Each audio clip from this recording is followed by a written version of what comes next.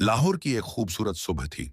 सर्दियों का मौसम था और हल्की धुंध पूरे शहर को अपने हिसार में लिए हुए थी। सड़कों पर लोग अपनी रोजमर्रा जिंदगी में मसरूफ थे, लेकिन किसी को नहीं मालूम था कि इसी दिन दो दिल पहली बार एक दूसरे से मिलने वाले हैं। साइमा एक ज़हीन, बावकार और नर्म दिल लड़की थी। वो एक यूनिवर्सिटी में MBA की तालबा थी। इसकी आंखों में ख्वाब थे और दिल में अपने खानदान के लिए बेहद मोहब्बत। वो हमेशा अपने मुस्तकबल के बारे में सोचती रहती थी, लेकिन मोहब्बत के बारे में उसने कभी संजीदगी से नहीं सोचा था। दूसरी तरफ उमरान था, एक मेहनती, जिम्मेदार और कुदरे संजीदा मिजाज लड़का। वो एक सॉफ्टवेयर कंपनी में काम करता था और अपने खानदान का बड़ा बेटा था। जिंदगी की जिम्मेदारियों ने उसे वक्त से पहले ही समझदार बना दिया था। उस दिन यूनिवर्सिटी में एक बिजनेस सेमिनार था, जहां मुख्तलिफ कंपनियों के लोग लेक्चर देने आए थे। उमरान भी अपनी कंपनी की तरफ से वहां आया था। जब उमरान हाल में दाखिल हुआ, तो उसकी नजर अचानक पहली कतार में बैठी एक लड़की पर पड़ी। वो साइमा थी। साइमा अपनी नोटबुक में कुछ लिख रही थी। उसके चेहरे पर संजीदगी और आंखों में तजस्सुस था। उमरान को मालूम नहीं क्यों, लेकिन उसकी नजर चंद लम्हों के लिए वहीं ठहर गई।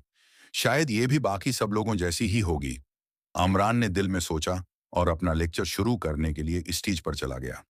जब उमरान ने लेक्चर देना शुरू किया, तो साइमा ने पहली बार उसे गौर से देखा। उसकी बात करने का अंदाज प्राइतमाद था और उसकी आवाज में एक अजीब सा सुकून था। लेक्चर के बाद सवाल जवाब का सिलसिला शुरू हुआ। साइमा ने हाथ उठाया। जी, आप सवाल पूछ सकती हैं, उमरान ने मुस्कुराकर कहा।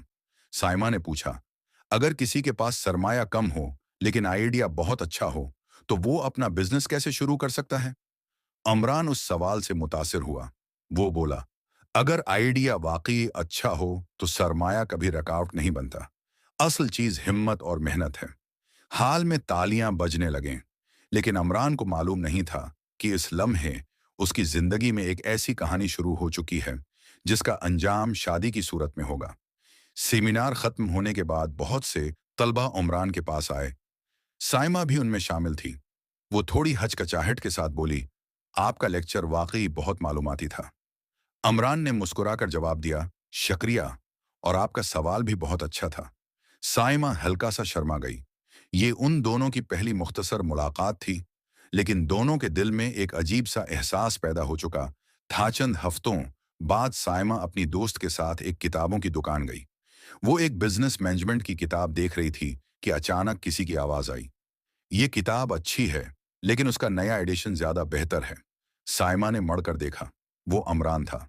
साइमा हैरान रह गई। आप? उमरान हंस पड़ा। जी, दुनिया इतनी भी बड़ी नहीं है। वो दोनों कुछ देर किताबों के बारे में बात करते रहे। इस दिन की गुफ्तगू पहले से कहीं ज्यादा लंबी थी और शायद वहीं से दोस्ती का आगाज हुआ। वक्त गुजरता गया। साइमा और उमरान कभी कभार मिसेस पर बात करने लगे। पहले बात सिर्फ पढ़ाई और काम तक महदूद थी, लेकिन आहिस्ता आहिस्ता वो अपनी जिंदगी के बारे में भी बात करने लगे। साइमा को उमरान की संजीदगी पसंद आने लगी और उमरान को साइमा की सादगी और समझदारी। लेकिन दोनों में से किसी ने भी अभी तक अपने दिल की बात जाहिर नहीं की थी। एक शाम उमरान ने साइमा को मैसेज किया, क्या आप कल काफी के लिए मिल सकती हैं? मुझे आपसे एक जरूरी बात करनी है। साइमा का दिल तेजी से धड़कने लगा। उसे अंदाजा था कि शायद उमरान क्या कहना चाहता है, लेकिन फिर भी वो पूरी रात सो नहीं सकी।